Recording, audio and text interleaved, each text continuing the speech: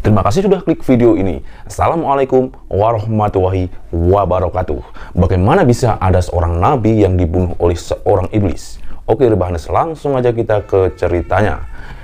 Cekidot. Diceritakan oleh Ishaq ibnu Bisri dalam kitabnya Al-Muqtada, tatkala ketika Nabi Muhammad SAW melakukan perjalanan Isra Mi'raj, baginda di dalam perjalanan itu berjumpa dengan para nabi sebelumnya, berjumpa dengan Nabi Adam, Nabi Idris, Nabi Yusuf, dan berjumpa dengan para nabi yang lainnya. Hingga ketika baginda Nabi berjumpa dengan Nabi Zakaria di peristiwa Mi'raj itu, kemudian baginda pun bertanya kepada beliau, Zakaria, bagaimana ceritanya wahai tentang kematianmu? Lantas bagaimana Bani Israel bisa membunuhmu? Kemudian Zakaria alaihissalam pun menjawab dan mulai bercerita tentang itu. Ya Muhammad, aku memiliki seorang anak bernama Yahya. Dia adalah seorang pemuda terbaik di zamannya, memiliki paras yang sangat tampan dan menjadi pemimpin orang-orang saleh ketika waktu itu. Kemudian anaknya juga tidak mempunyai hajat kepada wanita, dan tatkala pada suatu hari ada seorang putri raja dari Bani Israel suka kepada putraku Yahya ini. Namun wanita putri raja ini adalah seorang pelacur. Maka kemudian si wanita ini berusaha menggoda dan mendekati putraku. Akan tetapi putraku tidak meladeninya. Lalu si wanita ini merasa sakit hati. Di kemudian hari wanita ini memiliki rencana untuk membunuh putraku ini. Lantas wanita itu menghasut ayahnya yang seorang raja dari Bani Israel tadi untuk membunuh putraku ini. Hingga pada suatu hari diutuslah pasukan khusus untuk membunuh Yahya, dan akhirnya terbunuhlah Yahya di tangan pasukan Bani Israel suruhan sang raja tersebut. Setelah pasukan tadi berhasil membunuh Yahya, dan maka target selanjutnya adalah Zakaria itu sendiri, yang tak lain adalah ayah kandung dari Nabi Yahya tadi. Kemudian ketika Zakaria mengetahui dirinya akan dibunuh, maka ia pun lari ke dalam hutan. Sampainya di dalam hutan Zakaria, di tengah hutan itu ia melihat sebuah pohon yang melambaikan padanya dan memanggil agar Zakaria masuk ke dalam badan pohon tersebut. Lantas Zakaria langsung mendekati pohon tersebut, dan seketika pohon itu terbelah menjadi dua, kemudian menutup lagi dan membungkus seluruh tubuhnya Nabi Zakaria itu, sehingga seluruh badan dari Zakaria tertutupi batang pohon. Tapi sangat disayangkan, ketika peristiwa tersebut terjadi di sekitaran pohon itu ada iblis yang menyaksikan Zakaria itu bersembunyi di dalam pohon tersebut.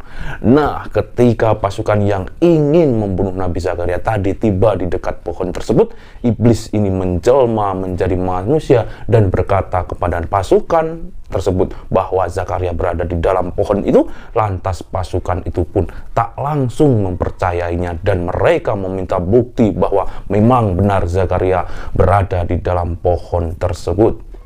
Kemudian iblis yang menjelma menjadi manusia ini pun membuktikannya dengan menunjukkan bahwa di salah satu sisi bagian pohon tersebut ada pakaian dari Nabi Zakaria yang keluar sedikit, menandakan bahwa ada seseorang di dalam pohon tersebut. Maka pasukan tadi menyiapkan gergaji yang besar dan langsung menggergaji pohon tersebut, sehingga pohon dan tubuh Nabi Zakaria terbelah menjadi dua.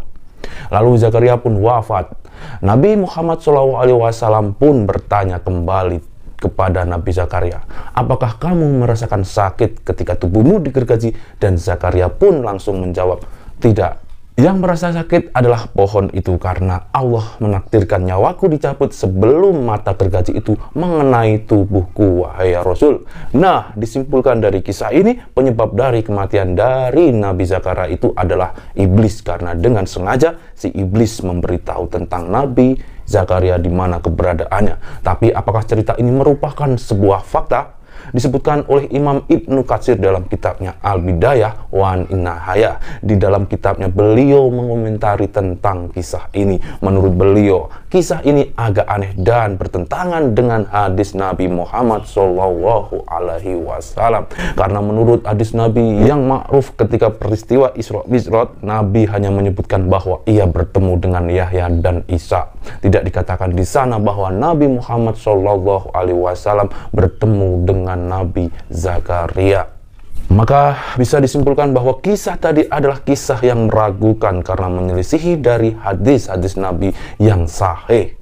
Sebenarnya tidak hanya satu kisah ini saja yang bercerita tentang Nabi Zakaria, melainkan ada dua kisah lagi yang cerita mirip-mirip dengan cerita di atas. Maka dari kisah yang sudah kita bahas kali ini, tadi bisa ditarik kesimpulan bahwa di dalam Al-Quran tentang kejaman bangsa Yahudi bahwa mereka adalah orang-orang yang melampaui batas karena gemar membunuh para nabi, dan tidak sedikit jumlahnya nabiwah yang mati di tangan orang-orang Yahudi. Adapun tentang kebenaran bagaimana cara wafatnya Nabi Zakaria dan Yahya dari hadis-hadis yang sahih dan di Al-Quran sendiri pun tidak dijelaskan peristiwanya. Wallahu a'lam bishawab. Semoga kita bisa mengambil hikmah dan baiknya saja dari kisah kali ini dan bisa menjadi orang yang tetap berada di jalan Allah Subhanahu wa Ta'ala bagaimanapun kondisinya. Amin ya robbal alamin.